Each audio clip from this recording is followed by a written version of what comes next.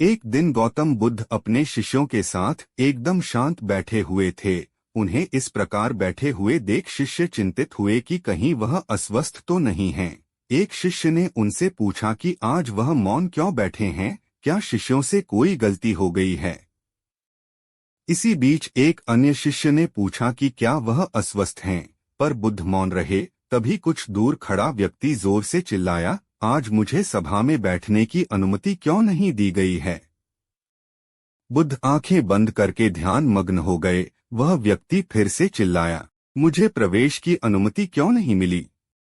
इसी बीच एक उदार शिष्य ने उसका पक्ष लेते हुए कहा कि उसे सभा में आने की अनुमति प्रदान की जाए। बुद्ध ने आंखें खोलीं और बोले, नहीं, वह अछूत है, उसे आज्ञा नहीं दी जा सकती।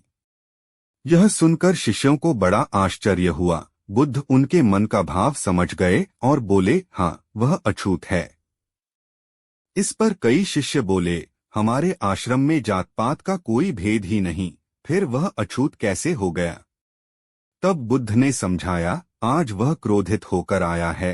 क्रोध से जीवन की एकाग्रता भंग होती है। क्रोधी व्यक्ति प्राय मानसिक हिंसा कर बैठता है। इसलिए जब तक वह क्रोध में रहता है तब तक अछूत होता है। इसलिए उसे कुछ समय एकांत में खड़े रहना चाहिए। क्रोधित शिष्य भी बुद्ध की बातें सुन रहा था। पश्चाताप की अग्नि में तपकर वह समझ चुका था कि अहिंसा ही मनुष्य का महान कर्तव्य व परम धर्म है। वह बुद्ध के चरणों में गिर पड़ा और कभी क्रोध न करने का प्रण लिया।